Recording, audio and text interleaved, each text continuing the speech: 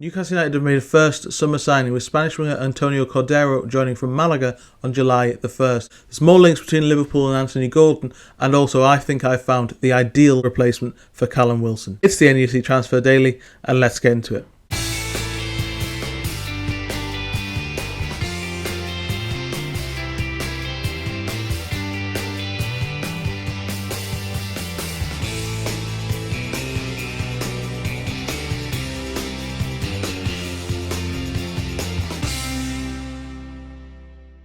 Hello and welcome back to my YouTube channel. Welcome to Thursday morning. Hope you're having a great week. Thanks to everyone who's been watching the daily videos and commenting. So much more interactions than I'm used to, so I'm really pleased with it. If you haven't already though, please do subscribe. Plenty more to get into across the summer, and I'm really looking forward to it. Today we're going to talk first about an interesting striker target that was linked yesterday that I think might just be the perfect player. We're also going to touch on Anthony Gordon's future and also wrap up by talking about the new signing, Antonio Cordero. But we'll start with the striker. That man is Moise Kean from Fiorentina, 25-year-old Italian striker, and I really think he is the ideal replacement for Callum Wilson. Callum Wilson's out of contract this summer. We have touched on the fact that there have been talks over a new pay-as-you-play deal, but Newcastle need a new striker. I've voiced that concern so many times. Moise Kean is the absolutely perfect player to replace Wilson.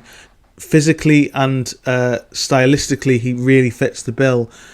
He's the same height as Wilson, about 6 foot. He's about the same weight as well. Good upper body strength, but also a lot quicker, able to run the channels, and crucially, as you'll see in these stats, non-penalty goals and expected non-penalty goals here particularly. 23 goals in all competitions for Fiorentina last season, including some in the Conference League, but really impressive in Serie A. He's got a £52 million release clause in his contract, which translates to about £43 million. That does seem a little bit on the steep side for Newcastle, but I'm sure they could talk it down, because I think Moise Kean has joined Fiorentina to reinvigorate his career. He's had a difficult spell. If you are familiar with him, then you'll know that he played for Everton, had a difficult spell there as a teenager, really moved there too early, I think. Burst onto the scene as a teenager at Juve. I think he was the first 2000 born player to ever play a professional game or something mental like that. So lots of high-profile people have liked him at Juve. He went back there before joining Fiorentina. He's also played for Atletico Madrid. He had a decent spell on loan at PSG as well. So just hasn't quite settled in to find a rhythm anywhere. And he has done finally at Fiorentina, but I think he will look for a bigger move. And Newcastle feels like the ideal place for him, because it may be difficult for him to go into a bigger club and make demands to start every week, but he will get game time at Newcastle, and as I say, stylistically, physically, he really fits the bill for Wilson. You see in the stats as well, successful take-ons. He's really good at dribbling past players. He's very good on the transition. He's got pace to burn. He's really good at pressing as well. He really fits the Callum Wilson bill from a couple of years ago, and you know, Wilson stylistically is perfect for Newcastle in terms of what he offers in conjunction with Alexander Isak. They're not the same type of player. They're very different types, and they offer different things. Wilson's body this season just let him down. So I think Moise Kean is a really interesting player. I know people will look at the fact that he failed at Everton, but that was a very long time ago, and he's matured as a player and as a person since. I think he's found his feet in his career finally at a place like Fiorentina, who've really reinvigorated him. That always felt like a short-term thing, though, because I think he's got ambitions to play in the Champions League. He's played for some big clubs, as I've said, just hasn't got that first-team opportunity on a regular basis. And while we know that he won't play ahead of Isak, the fact that Newcastle are in the Champions League and looking to go far in all the cups as well, they'll have plenty of games for him to play. And I think he fits that bill of sort of, this is the place for him to develop. He's only 25 as well. So still got some time to improve, but also, you know, he's going into his peak, so he's got the best years ahead of him, and you could get a good sort of 5-6 years out of him as that player who does what Callum Wilson does, at least, I think. And it would really make sense to me that Newcastle made this move. He was linked in the Italian media yesterday. Lots of European clubs look at Newcastle and their owners and their financial situation and put 2 and 2 together and make 5. With the sort of richest owners in the world tag money to burn, which we know isn't true, but that's sort of used against Newcastle in a way quite a bit.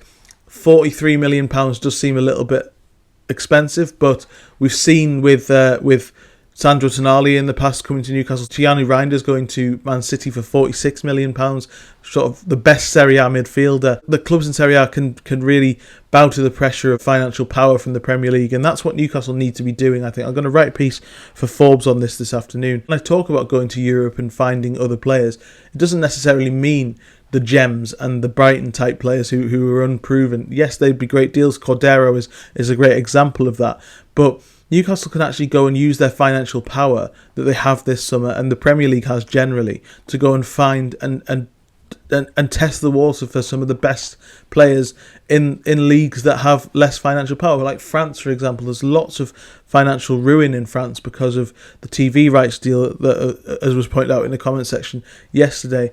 Italy has got very little financial power these days. They've got limitations on Fiorentina, and they would take, I think, a decent deal. He fits that bill of the £30 to £40 million player, and stylistically, as you've seen in the stats, he really would make a difference.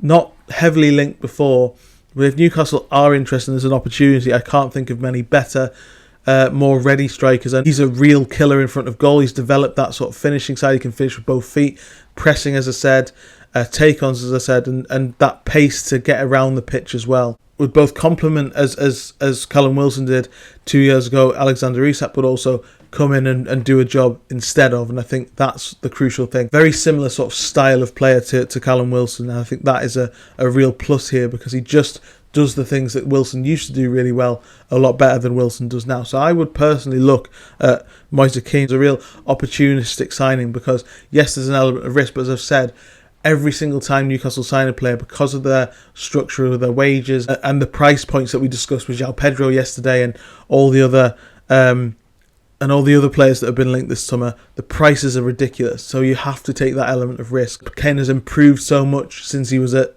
Everton, shown spurts of his quality, and this season was the first time he really settled in a place and looked at home. And I think if Newcastle can take that gamble and allow him to come back to the Premier League with a point to prove, they could really reap the benefits from a deal that maybe they could get done for around £30 to £35 million. That's my guess. But let me know in the comment section if you agree with me, what you think about that situation, and who would you sign up front. As I said, I will do a video looking at other striker options if you so please, so let me know in the comment section what you think. Next, we're going to talk about Anthony Gordon. More reports linking him with Liverpool if they sell Luis Diaz to Al Nassr in Saudi Arabia. This one wouldn't be too much of a surprise. I think we can be honest about that, because obviously last year there was all that talk about him going to Liverpool. Newcastle open to that sale for PSR reasons. That's not the case this summer. But the fact that Liverpool are interested, and they've been interested in a while, his head was apparently turned at that point last summer. And I've defended him on this because I think, you know, if your head is turned at a difficult point, he was going through a lot with England not playing and having a tough time in the summer, and it's the club that your family supports, I think that's naturally going to have an impact on somebody. I think he actually regained his form, signed a new contract. He is a player that I'd love to keep at Newcastle. Having said that, Liverpool may well come in with an offer, and unlike Alexander Isak and Sandro Tonali, maybe even Bruno Guimaraes, there probably isn't the appetite within the club and fan base to keep him. Let's see how this develops, but if he were to go, as I say, Luis Diaz is a good player. They'll probably get 60-70 million for him. That's what they're at least looking for. He's had a difficult season. Liverpool fans have maybe looked at it and thought maybe it is time to move on. They seem to be quite excited about the prospect of signing Gordon as well, for obvious reasons. But I want to know what you guys think about this. I mean, would you sell Anthony Gordon? As I say, it doesn't feel like he is the untouchable player that others are in the squad. He had a difficult campaign last year.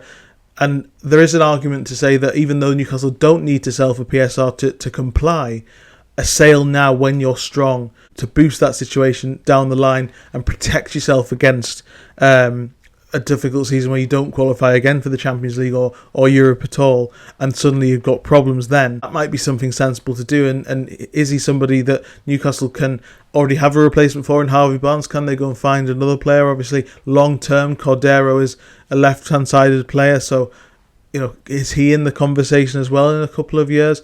Let me know what you think. But for me, I think Anthony Gordon's a brilliant player. I think he embodies Howe's way of playing. I think he embodies the pressing. He works really hard. He's very, very decisive on the ball. That was less the case towards the end of the season during his difficulties. I think after getting sent off against Brighton, which was his own fault, and he's really been punished for that. He got injured. Barnes then was doing brilliantly, struggled to get him back into the team, and then didn't look his usual self beyond the sort of cameo against Brighton. Perhaps the appetite is there to sell him. Perhaps if the opportunity to go to Liverpool was there, would it be the best of both worlds, provided the fee was right? £80 million would be a 50% profit on what Newcastle paid for him. That would help, as I say, with PSR, and that would be, in the long term, and protect against future issues. Because if Newcastle, as they can spend a lot this summer, if they do go really big, then and max themselves out again, that was the problem that they got themselves into last time. They really pushed the boundaries to a point where they needed to qualify to the Champions League to avoid anything,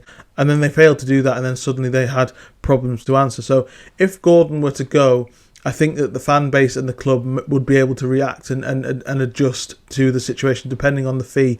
But this one, I think you've got to wait to see what happens with Liverpool. They've got a lot of forwards players. Whether Luis Diaz goes, he doesn't want to go crucially, so that's really interesting to see if he stays. But if he does go, I would imagine that Gordon is high on their list of a player to sign. They've already got Frimpong on the other side. They're going to go and get Florian Wirtz. They want a striker as well. So their money's running out otherwise. So I think it would depend on Luis Diaz going and whether that happens.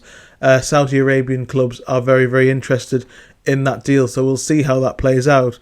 But I would be interested to know what you thought on the possible sale of Anthony Gordon, because it would be very interesting to see how the club would adjust. I think he has developed and become that player. The difference between him, Isak and Bruno Tonali, for example, is they were already earmarked as top players. And this is the sort of thing I'm sort of saying with going out into Europe. That money that Newcastle can spend will go a lot further. You can go and get some of the very best players in Europe for the price that these domestic players being talked about. But Gordon has become a really, really good player. I think he is England's best left winger on his day. Had a difficult season last year. Is this the time to cash in? You let me know. Personally, I think he should stay and has a huge future ahead of him at Newcastle. But if the price is right, then perhaps it maybe is the sensible thing to do. Let me know what you think. And yeah, finally, just touch on Cordero's arrival. Really, really exciting signing. 6 goals, 6 assists for Malaga in Segunda Division last year. Wasn't a great season for the club, but he was really, really highly rated. Real Madrid and Barcelona were heavily linked, and lots of clubs across Europe looked at him. Newcastle have won that race, and that's been quite obvious for a while. This is very much what will be the lasting legacy of Paul Mitchell. He was quoted in the article today with Cordero saying how delighted he is to be at the club as well. This will be make or break for the one thing we can really judge Paul Mitchell on, I think, alongside a lot of the sort of other youth players that have come in. He's slightly different to the likes of Kual or Salia or Pivas, all those players. He will go to a top club on loan. Ajax has been linked. He's ready to sort of make the step up in Europe. He's very much like Minter in that sense. And obviously it didn't end up going very well with Yankuba Minter because of the aforementioned PSR problems. But hopefully the future is a lot brighter for Cordero at Newcastle. It's a huge coup, and I think that's what you've got to remember, that he isn't just someone who's going to go and play for the under-19s. He's going to go out on loan. I think next season, the season after, he will be ready to make a contribution to the first team, and that's really, really exciting. So, yes, it's not that major first signing of the summer yet. That's still to come. Lots to talk about, whether that'll be in July, early July, after the PSR deadline has ended. Although I do think the club is going to be really interested to see what deals they could do at the end of June in terms of the PSR problems, looking at Villa, looking at other clubs like that, as we discussed in a previous video. But Cordero's a really, really exciting signing.